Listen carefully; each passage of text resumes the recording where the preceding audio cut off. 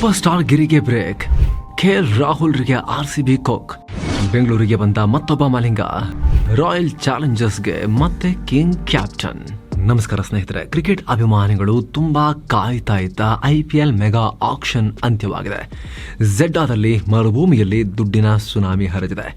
2 ದಿನದಲ್ಲಿ ಹತ್ತತ್ರ 1,000 ಕೋಟಿ ರೂಪಾಯಿ ಚೆಲ್ಲಲಾಗಿದೆ. ಆದರೆ RCB ಅಭಿಮಾನಿಗಳು ಮಾತ್ರ ರಾಹುಲ್ ತಗೊಂಡಿಲ್ಲ ಅಂತ RCB ಮ್ಯಾನೇಜ್ಮೆಂಟ್ ಮೇಲೆ ಕೆರಳಿ ಕೆಂಡವಾಗಿದ್ದಾರೆ. 83 ಕೋಟಿ ರೂಪಾಯಿ ಇಟ್ಕೊಂಡು ಕಣಕ್ಕಿಳಿದಿದ್ರು ಕೂಡ ರಾಹುಲ್ಗೆ ಬಿಡ್ಡೇ ಮಾಡಲಿಲ್ಲ. ರಾಹುಲನ್ನು ತಗೊಳ್ಳೋಕ್ಕೆ ಇವರು ಆ ಕಡೆ ಪ್ರಯತ್ನನೇ ಪಡಲಿಲ್ಲ. ಇವ್ರಿಗೆ ಇಂಟ್ರೆಸ್ಟೇ ಇರಲಿಲ್ಲ ರಾಹುಲ್ ಮೇಲೆ ಅನ್ನೋದು ರಾಹುಲ್ ಅಭಿಮಾನಿಗಳ ಆಕ್ರೋಶಕ್ಕೆ ಕಾರಣ ಆಗಿದೆ. ಹಾಗಿದ್ರೆ RCB ತಂಡ ಮಾಡಿದ್ದು ಸರಿನಾ? KL ಬಿಟ್ಟು RCB ಎಡವಟ್ ಮಾಡ್ತಾ ಅಭಿಮಾನಿಗಳಿಗೆ ಮೋಸ ಮಾಡ್ತಾ ಒಟ್ಟಾರೆ RCB ತಂಡ ಹೇಗಿದೆ? ಈ ಬೆಥೆಲ್ ಯಾರು? ಸ್ಟ್ರೆಂತ್ ಏನು, ವೀಕ್ನೆಸ್ ಏನು ಸೇರಿದ ಹಾಗೆ ಓವರಾಲ್ RCB ಟೀಮ್ ಹೇಗಿದೆ? ಈ ಸಲನಾದರೂ ಕೂಡ ಕಪ್ ನಮ್ದ ಅನ್ನೋದನ್ನು ಈ ವರದಿಯಲ್ಲಿ ನೋಡ್ತಾ ಹೋಗೋಣ. ಜೊತೆಗೆ ಎಲ್ಲಕ್ಕಿಂತ ಹೆಚ್ಚಾಗಿ ಕ್ಯಾಪ್ಟನ್ ಯಾರಾಗ್ತಾರೆ ಅನ್ನೋದನ್ನು ಕೂಡ ನೋಡ್ತಾ ಹೋಗೋಣ. ಸೂಪರ್ ಸ್ಟಾರ್ ಗಿರಿಗೆ ಬ್ರೇಕ್, ಡೀಸೆಂಟ್ ಆಟಗಾರರಿಗೆ ಮಣೆ. ಸ್ನೇಹಿತರೆ, RCB ಅಂದರೆ ಯಾವಾಗಲೂ ಹಾಗೆ ಮಲ್ಯ ಚುಚ್ಚಿ ಹೋದ ಇಂಜೆಕ್ಷನ್ನ ಪವರ್ ಇಳದೇ ಇರಲಿಲ್ಲ. ಮೆಗಾ ಸ್ಟಾರ್ಗಳೇ ಇರಬೇಕು, ಮೆಗಾ ಸ್ಟಾರ್ಗಳನ್ನು ಗುಡ್ಡೆ ಹಾಕೋಬೇಕು.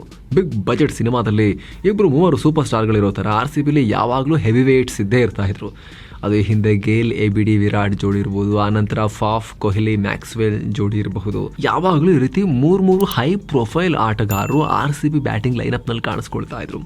ಆದರೆ ಈ ಸಲ RCB ಮ್ಯಾನೇಜ್ಮೆಂಟ್ ಈ ಸೂಪರ್ ಸ್ಟಾರ್ ಗಿರಿಗೆ ಬ್ರೇಕ್ ಹಾಕಿದೆ. ಅದರ ಬದಲು Phil Salt, Jitesh Sharma, Livingstone, Krunal ಪಾಂಡ್ಯರಂತಹ ಡೀಸೆಂಟ್ ಆಟಗಾರರಿಗೆ ಮಣೆ ಹಾಕಿದೆ. RCB ಈ ಥರ ತನ್ನ ಸ್ಟ್ರಾಟಜಿಯನ್ನು ಚೇಂಜ್ ಮಾಡ್ಕೊಳ್ಳೋಕೆ 2 ಪ್ರಮುಖ ಕಾರಣಗಳಿವೆ. ಮೊದಲನೇದು, RCB ತಂಡಕ್ಕೆ ಕಾಲಿಡೋದು ಅಂದ್ರೇ ಆಲ್ರೆಡಿ ಸಿಕ್ಕಾಪಟ್ಟೆ ಪ್ರೆಷರ್ನ ಮೂಟೆಯನ್ನು ಹೊತ್ಕೊಂಡ್ಬಂದಂಗೆ ಫೀಲಿಂಗ್ ಇರುತ್ತೆ. ಕಪ್ ಗೆಲ್ಲಬೇಕು, AB ಗೇಲ್ ರೇಂಜ್ಗೆ ಎಲ್ಲರೂ ಪರ್ಫಾರ್ಮ್ ಮಾಡಬೇಕು ಅನ್ನೋ ಅಭಿಮಾನಿಗಳ ನಿರೀಕ್ಷೆ ಇಟ್ಕೊಂಡು ಆಡಬೇಕಾಗತ್ತೆ. ಅಂಥದ್ರಲ್ಲಿ ಸೂಪರ್ ಸ್ಟಾರ್ ಆಟಗಾರರನ್ನು ತಗೊಂಡಾಗ ಅವರ ಸ್ಟಾರ್ಗಿರಿಯ ಪ್ರೆಷರ್ ಜೊತೆಗೆ RCBಯ ಅಭಿಮಾನಿಗಳ ಪ್ರೆಷರ್ ಎಲ್ಲ ಸೇರಿ ಇನ್ನಷ್ಟು ಜಾಸ್ತಿ ಆಗುತ್ತೆ. 1-2 ಮ್ಯಾಚ್ನಲ್ಲಿ ಪರ್ಫಾರ್ಮ್ ಮಾಡಲಿಲ್ಲ ಅಂದಾಗ ಇದೇ ಸ್ಟಾರ್ಗಿರಿ ಆ ಆಟಗಾರನ ಕುಸಿಯೋ ಹಾಗೆ ಮಾಡುತ್ತೆ. ಕಂಟಿನ್ಯೂಸ್ ಫೇಲ್ಯೂರ್ ನೋಡೋ ರೀತಿ ಮಾಡುತ್ತೆ. ಅಲ್ಲದೆ ಈ ಸೂಪರ್ ಸ್ಟಾರ್ಗಳು ಕುಸಿಯೋದ್ರಿಂದ ಇಡೀ ತಂಡ ಬ್ಯಾಕ್ ಫುಟಿಗೆ ಹೋಗ್ತಾ ಇತ್ತು. ನೀವೆಲ್ಲ ನೋಡಿದ್ದೀರಾ, ಕೊಹ್ಲಿ ABD ಮ್ಯಾಕ್ಸ್ವೆಲ್ ವಿಕೆಟ್ ಹೋಗ್ತಿದ್ದ ಹಾಗೆ ಇಡೀ ಟೀಮ್ನ ಕಾನ್ಫಿಡೆನ್ಸೇ ಬಿದ್ದು ಹೋಗ್ತಾ ಇತ್ತು. ಬೇಗ ಮ್ಯಾಚ್ ಕೈ ಚೆಲ್ಲಿಬಿಡ್ತಾ ಇದ್ರು. ಹೀಗಾಗಿ ಅದನ್ನು ಅವಾಯ್ಡ್ ಮಾಡೋಕ್ಕೆ ಹೊಸ ಒಂದು ಪ್ರಯತ್ನವನ್ನು ಇದು ಆಗೋಗ್ಲಿ ನೋಡೋಣ ಅಂಥೇಳಿ ಮಾಡಿದ್ದಾರೆ. ಆಕ್ಷನ್ನಲ್ಲಿ ಹೈ ಪ್ರೊಫೈಲ್ ಆಟಗಾರನ್ನ ತಗೊಳ್ಳೇಬೇಕು ಅನ್ನೋ ಜಿದ್ದಿನಲ್ಲಿ ಪ್ರತಿ ಸಲ RCB ಒಬ್ಬರು ಆಟಗಾರರಿಗೆ ಅರ್ಧಕ್ಕರ್ಧ ಪರ್ಸನ್ನ ಖಾಲಿ ಮಾಡ್ಕೊಂಡು ಬರ್ತಾ ಇತ್ತು. ಈ ಹಿಂದೆ ಯುವರಾಜ್ ಸಿಂಗ್ ಅವ್ರನ್ನ 14 ಕೋಟಿಗೆ ತಗೊಂಡ ಡಿಸಿಷನ್ ಇರ್ಬೋದು, ಮ್ಯಾಕ್ಸ್ವೆಲ್ಗೆ 14 ಕೋಟಿ ಕೊಟ್ಟಿದ್ದಿರಬಹುದು, KL ಜಮೈಸನ್ಗೆ 15 ಕೋಟಿ ಸುರಿದಿದ್ದಿರ್ಬೋದು. ಎಲ್ಲ RCB ಬಿಡ್ಡಿಂಗ್ ಸ್ಟೈಲ್ಗೆ, ಮಲ್ಯ ಸ್ಟೈಲ್ಗೆ ಎಕ್ಸಾಂಪಲ್. ಈ ರೀತಿ ದುಡ್ಡು ಸುರಿದು ಆಮೇಲೆ ಅಳಿದುಳಿದ ಚಿಲ್ಲರೆ ಕಾಸಲ್ಲಿ ಉಳಿದ ಟೀಮ್ ಕಟ್ಟೋಕೆ ನೋಡ್ತಾ ಇದ್ರು. ಇದರಿಂದ ಸೂಕ್ತ ಆಟಗಾರರು ಸಿಗದೆ ಮಿಡಲ್ ಆರ್ಡರ್ ಬೌಲಿಂಗ್ ಎಲ್ಲ ವೀಕ್ ಆಗ್ತಾ ಇತ್ತು. ತಂಡದ ಬ್ಯಾಲೆನ್ಸೇ ಹಾಳಾಗ್ತಾ ಇತ್ತು. ಅಷ್ಟು ಮಾತ್ರ ಅಲ್ಲ, ತನಗೆ ಭಾರಿ ದುಡ್ಡು ಹಾಕಿಬಿಟ್ಟಿದ್ದಾರೆ, ತಾನು ಪರ್ಫಾರ್ಮ್ ಮಾಡಲೇಬೇಕು ಅನ್ನೋ ಪ್ರೆಷರ್ ಕೂಡ ಆ ಸೂಪರ್ ಸ್ಟಾರ್ ಆಟಗಾರರ ನೆತ್ತಿ ಮೇಲೆ ಬಂದು ಕೂರ್ತಾ ಇತ್ತು. ಹೀಗಾಗಿ ಈ ಸಲ ಅದನ್ನೆಲ್ಲ ಅವಾಯ್ಡ್ ಮಾಡಿ ಸೂಪರ್ ಸ್ಟಾರ್ ಆಟಗಾರರ ಬದಲು ರೀಸನಬಲ್ ಮೊತ್ತದಲ್ಲೇ ಡೀಸೆಂಟ್ ಆಟಗಾರರನ್ನು ಖರೀದಿ ಮಾಡಿದ್ದಾರೆ. ಈ ರೀತಿ ಸ್ಟ್ರಾಟಜಿ ಚೇಂಜ್ ಮಾಡ್ಕೊಂಡಿರೋದಾಗಿ ಖುದ್ದು RCB ಡೈರೆಕ್ಟರ್ ಮೋ ಬೋಬಟ್ ಅವರೇ ಹೇಳ್ಕೊಂಡಿದ್ದಾರೆ. ಆದರೆ ಇದರ ಪರಿಣಾಮ RCB KL ರಾಹುಲ್ ಅವರಿಗೆ ಬಿಡ್ ಮಾಡೋಕೆ ಹಿಂದೇಟ್ ಹಾಕ್ತು. 11 ಕೋಟಿ ದಾಟ್ತಾ ಇದ್ದ ಹಾಗೆ ಬಿಡ್ ಮಾಡಲ್ಲ ಅಂತ ಹೇಳ್ತು. ನಂತರ ರಾಹುಲ್ 14 ಕೋಟಿಗೆ ಡೆಲ್ಲಿಗೆ ಹೋದ್ರು, ಅದು ಬೇರೆ ವಿಚಾರ. ಆದರೆ RCB ಬಿಡ್ ಕಂಟಿನ್ಯೂ ಮಾಡಿದ್ರೆ ರಾಹುಲ್ ಬೆಲೆ 20-25 ಕೋಟಿ ಈಸಿಯಾಗಿ ದಾಟೋ ಚಾನ್ಸಸ್ ಇರ್ತಾ ಇತ್ತು. ಯಾಕಂದ್ರೆ ಎಲ್ರಿಗೂ RCB ರಾಹುಲ್ಗೆ ಬಿಡ್ ಮಾಡುತ್ತೆ ಅಂತ ಹೇಳಿ ಗೊತ್ತಾಗಿರ್ತಿತ್ತು. ಪ್ರೈಸ್ ರೈಸ್ ಮಾಡೋಕ್ಕೆ ನೋಡ್ತಾ ಇದ್ರು. ಹೀಗಾಗಿ ನಾವು ಆಕ್ಷನ್ನ ತುಂಬ ಸೆಂಟಿಮೆಂಟಲ್ ಆಗಿ ನೋಡೋದಕ್ಕಿಂತ ಲಾಜಿಕಲ್ ಆಗಿ ನೋಡಬೇಕು ಅನ್ನೋದು ಇಲ್ಲಿನ ಲಾಜಿಕ್. RCB ಕೂಡ ಇದೇ ರೀತಿ ಪಾಪ್ಯುಲಿಸ್ಟ್ ಐಡಿಯಾಗಳಿಗೆ ಬ್ರೇಕ್ ಹಾಕಿ ಲಾಜಿಕಲ್ ಆಗಿ ಥಿಂಕ್ ಮಾಡಿದೆ ಅನ್ನೋ ಲೆಕ್ಕಾಚಾರ. ಚಿನ್ನಸ್ವಾಮಿಗೆ ಫೈರ್ ಪವರ್, RCBಲಿ ಇಂಗ್ಲೆಂಡ್ ಲಾಬಿ. ಸೂಪರ್ ಸ್ಟಾರ್ ಆಟಗಾರರು ಇಲ್ಲ ಅಂದ್ರೂ ಕೂಡ ಚಿನ್ನಸ್ವಾಮಿ ಸ್ಟೇಡಿಯಂಗೆ ಬೇಕಾದ ಫೈರ್ ಪವರ್ RCB ಟೀಮ್ನಲ್ಲಿದೆ.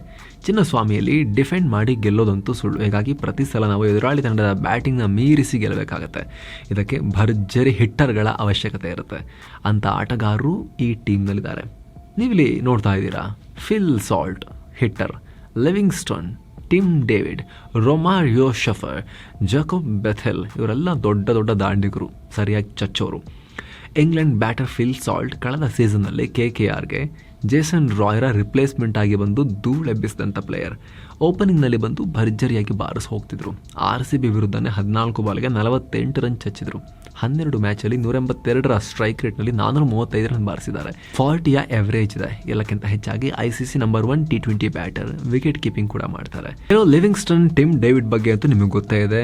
ಬಾಲ್ಗಳು ಕಳೆದು ಹೋಗಬೇಕು ಆ ರೀತಿ ಹೊಡೆಯೋ ಪ್ಲೇಯರ್ಸ್. 170ಯ ಸ್ಟ್ರೈಕ್ ರೇಟ್ನಲ್ಲಿ ಆಡ್ತಾರೆ. ರೊಮಾರಿಯೋ ಶಫರ್ಡ್ ಕೂಡ ಅಷ್ಟೇ ಲೋವರ್ ಡೌನ್ ಆರ್ಡರ್ನಲ್ಲಿ ಬಂದು ಚಚ್ತಾರೆ. ಕಳೆದ ಬಾರಿ DC ವಿರುದ್ಧ ಲಾಸ್ಟ್ 10 ಬಾಲ್ನಲ್ಲಿ 40 ರನ್ ಚಚ್ಚಿದ್ರು. ಇನ್ನು ಇಂಟ್ರೆಸ್ಟಿಂಗ್ ಪಿಕ್ ಅಂತ ಹೇಳಿದ್ರೆ ಜಾಕೋಬ್ ಬೆಥೆಲ್. ಬಹಳ ಜನಕ್ಕೆ ಅವ್ರ ಬಗ್ಗೆ ಗೊತ್ತಿಲ್ಲ. ಮೂಲತಃ ಗಯಾನದವರಾಗಿರೋ ಈ ಯುವ ಬಿಗ್ ಹಿಟರ್ ಇಂಗ್ಲೆಂಡ್ನ young sensation. Left handed all rounder, middle ಆರ್ಡರ್ನಲ್ಲಿ ಆಡ್ತಾರೆ. ಸ್ಪಿನ್ಗೆ ಭರ್ಜರಿಯಾಗಿ ಹೊಡಿತಾರೆ. On side, off side ball ಯಾವ ಕಡೆ ಬೇಕಾದರೂ ಬರಲಿ ಬಾರಿಸ್ತಾರೆ, ಯಾವ ಕಡೆ ಬೇಕಾದರೂ ಆಡ್ತಾರೆ. ಸ್ವಿಚ್ ಹಿಟ್ ಬಾರಿಸೋ ಸಾಮರ್ಥ್ಯ ಇದೆ. ಇನ್ನು ಇವನ್ ವಿಕೆಟ್ ಕೀಪರ್ ಜಿತೇಶ್ ಶರ್ಮಾ ಕೂಡ ಸ್ಪಿನ್ಗೆ ಚಚ್ಚೋ ಆಟಗಾರ. ಸದ್ಯ ಇರೋ ಯಂಗ್ ವಿಕೆಟ್ ಕೀಪರ್ಗಳಲ್ಲಿ ಬಹುತೇಕರು ಓಪನಿಂಗ್ ಆರ್ಡರ್ನಲ್ಲಿ ಆಡ್ತಾರೆ. ಆದರೆ ಜಿತೇಶ್ ಶರ್ಮಾ ಮಾತ್ರ ಮಿಡಲ್ ಆರ್ಡರ್ನಲ್ಲೂ ಚೆನ್ನಾಗಿ ಆಡೋ ಬ್ಯಾಟರ್. ಈಗ ಟೀಮ್ ಇಂಡಿಯಾದಲ್ಲೂ ಕೂಡ ಸ್ಥಾನ ಪಡೆದಿದ್ದಾರೆ. RCBಯಲ್ಲಿ ದಿನೇಶ್ ಕಾರ್ತಿಕ್ಗೆ ಇವ್ರನ್ನ ರಿಪ್ಲೇಸ್ಮೆಂಟ್ ಅಂತ ಪರಿಗಣಿಸಲಾಗ್ತಾ ಇದೆ. ಹೀಗಾಗಿ ಫೈರ್ ಪವರ್ RCB ಟೀಮ್ನಲ್ಲಿದೆ. ಕೃನಾಲ್ ಪಾಂಡ್ಯರನ್ನ ಇನ್ಕ್ಲೂಡ್ ಮಾಡ್ಕೊಂಡಿರೋದು ಮಿಡಲ್ ಆರ್ಡರ್ಗೆ ಒಂಚೂರು ಸ್ಟೆಬಿಲಿಟಿ ತಂದುಕೊಟ್ಟಿದೆ. ಸೀನಿಯರ್ ಪಾಂಡ್ಯ ತುಂಬಾ ಅಂಡರ್ ರೇಟೆಡ್ ಪ್ಲೇಯರ್. ಎಲ್ಲ ಕಂಡೀಷನ್ ಅಲ್ಲಿ ಇವ್ರು ಬೌಲ್ ಮಾಡ್ತಾರೆ. ಹಿಂದೆ ಚಿನ್ನಸ್ವಾಮಿಯಲ್ಲಿ ಬಹಳ ಸಲ AB ಡಿ ವಿಲಿಯರ್ಸ್, ವಿರಾಟ್ ಕೊಹ್ಲಿಯ ವಿಕೆಟ್ ಅನ್ನೇ ತಗೊಂಡಿದ್ರು. ಜೊತೆಗೆ ಬ್ಯಾಟಿಂಗ್ ನಲ್ಲಿ ಮ್ಯಾಚ್ ವಿನ್ನಿಂಗ್ ಇನ್ನಿಂಗ್ಸ್ ಆಡೋ ಸಾಮರ್ಥ್ಯವನ್ನು ಹೊಂದಿದ್ದಾರೆ. ಕ್ರೂಷಿಯಲ್ 20-30 ರನ್ಗಳನ್ನ ಗಳಿಸೋ ಸಾಮರ್ಥ್ಯ ಹೊಂದಿದ್ದಾರೆ. ವಿಕೆಟ್ ಬಿದ್ದಿದ್ರೆ ಇನ್ನಿಂಗ್ಸ್ನ ಹೋಲ್ಡ್ ಮಾಡೋ ಎಬಿಲಿಟಿ ಕೂಡ ಇದೆ. ಆದರೆ ಒಂದು ಸಮಸ್ಯೆ ಅಂದರೆ ಬರೋಡಾದಲ್ಲಿ ಇವರು ಸ್ವಪ್ನಿಲ್ ಸಿಂಗ್ರನ್ನ ರಿಪ್ಲೇಸ್ ಮಾಡಿದ್ರು. ಸದ್ಯ ಸ್ವಪ್ನಿಲ್ ಸಿಂಗ್ RCBಲೇ ಇದ್ದಾರೆ. ಅಲ್ಲದೆ ಅವರಿಗೆ ಈ ಬಗ್ಗೆ ಮನಸ್ತಾಪ ಕೂಡ ಇದೆ. ಹೀಗಾಗಿ ಇದನ್ನು ಸ್ವಲ್ಪ ಮ್ಯಾನೇಜ್ಮೆಂಟ್ ಹ್ಯಾಂಡಲ್ ಮಾಡಬೇಕಾಗತ್ತೆ. ಟೀಮ್ನಲ್ಲಿ ಒಂದು ಪ್ಯಾಟರ್ನ್ ಕೂಡ ಗಮನಿಸಬಹುದು. ಇಂಗ್ಲೆಂಡ್ ಆಟಗಾರರು ಸಿಕ್ಕಾಪಟ್ಟೆ ಇದ್ದಾರೆ. ಈಗ ಫಿಲ್ ಸಾಲ್ಟ್, ಲಿವಿಂಗ್ಸ್ಟನ್, ಬೆಥೆಲ್ ಎಲ್ಲ ಇಂಗ್ಲೆಂಡಿಗರು. ಇದಕ್ಕೆ ಕಾರಣ RCBಯ ಮ್ಯಾನೇಜ್ಮೆಂಟ್. RCBಯ ಡೈರೆಕ್ಟರ್ ಮೋ ಬೋಬಟ್ ಇಂಗ್ಲೆಂಡ್ನವರು. 12 ವರ್ಷ ಇಂಗ್ಲೆಂಡ್ ಟೀಮ್ ಜೊತೆಗೆ ಕೆಲಸ ಮಾಡಿದ್ದಾರೆ. ಅವರು ಇಂಗ್ಲೆಂಡ್ ಟೀಮ್ ರೂಪಾಂತರ ಆಗೋದಕ್ಕೆ ದೊಡ್ಡ ಕಾಂಟ್ರಿಬ್ಯೂಷನ್ ಇವ್ರದಿದೆ ಅಂತ ಇವರಿಗೆ ಕ್ರೆಡಿಟ್ ಕೊಡಲಾಗುತ್ತೆ. ಕೋಚ್ ಆ್ಯಂಡಿ ಫ್ಲವರ್ ಕೂಡ ಇಂಗ್ಲೆಂಡ್ಗೆ ಕೋಚ್ ಆಗಿದ್ದವರು. ಹೀಗಾಗಿ ಇಂಗ್ಲಿಷ್ ಆಟಗಾರರಿಗೆ ಹೆಚ್ಚು ಮಣೆ ಹಾಕಲಾಗಿದೆ. ಬೌಲಿಂಗ್ಗೆ ಭುವಿ ಪವರ್, ಬೆಂಗಳೂರಿಗೆ ಮತ್ತೊಬ್ಬ ಮಲಿಂಗ. RCB ಬೌಲಿಂಗ್ ನೋಡೋದಾದ್ರೆ ಇಲ್ಲಿ ಎಕ್ಸ್ಪೀರಿಯನ್ಸ್ಡ್ ಆಟಗಾರರಿಗೆ ಮಣೆ ಹಾಕಲಾಗಿದೆ. ಇದು ತುಂಬಾ ಇಂಪಾರ್ಟೆಂಟ್. RCB ಬ್ಯಾಟಿಂಗ್ ಯಾವತ್ತಿಗೂ ಪವರ್ಫುಲ್ ಆಗಿರುತ್ತೆ, ಬೌಲಿಂಗ್ಗೆ ಕೈ ಕೊಡೋದು. ಹೀಗಾಗಿ ಈ ಸಲ ಸ್ವಲ್ಪ ರಿಪೇರಿ ಮಾಡೋ ಪ್ರಯತ್ನ ನಡೆದಿದೆ.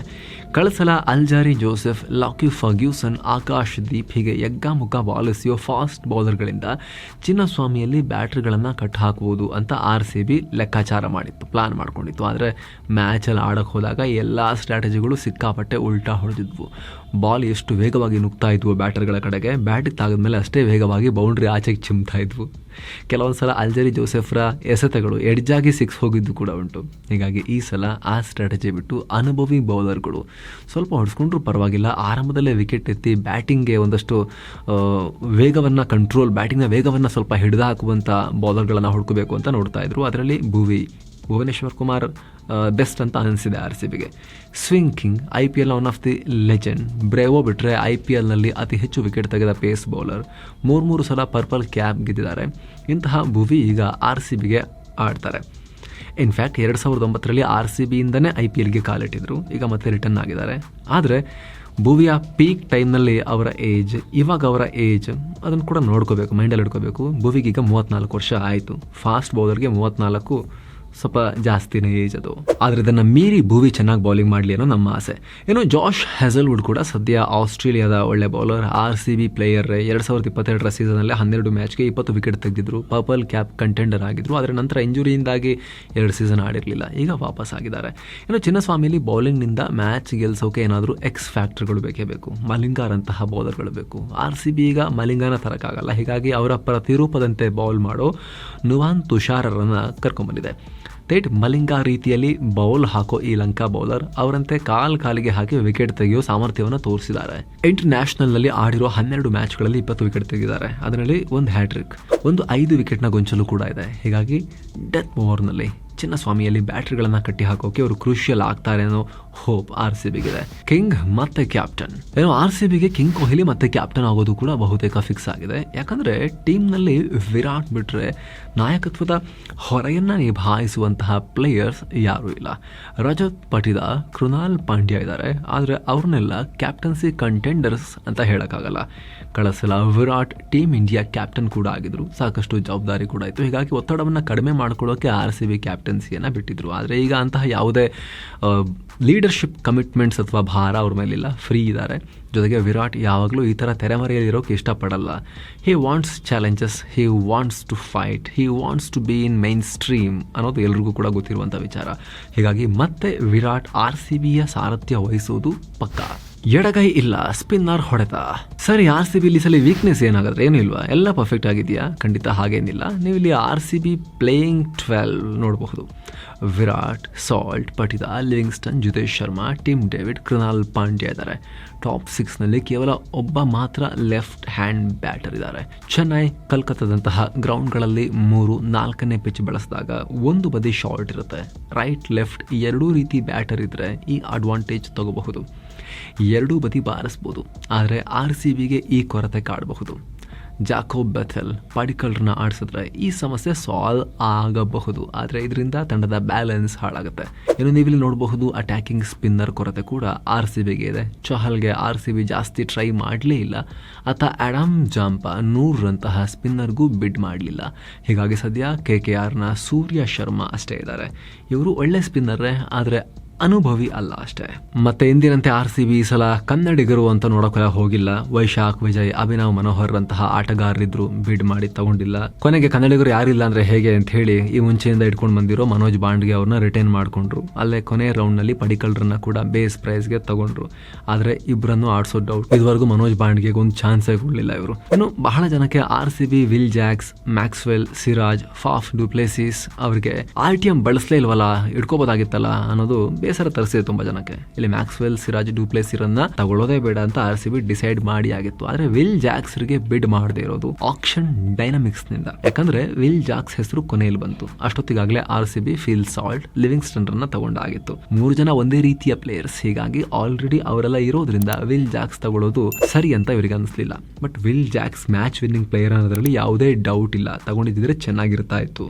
ಅದೇ ಕಾರಣಕ್ಕೆ RCB RTM ಕಾರ್ಡ್ ಬಳಸದೇ ಇದ್ದಾಗ MI owner Akash Ambani RCB ಓನರ್ಗೆ ಕೈ ಕುಲುಕು ಹೋದರು.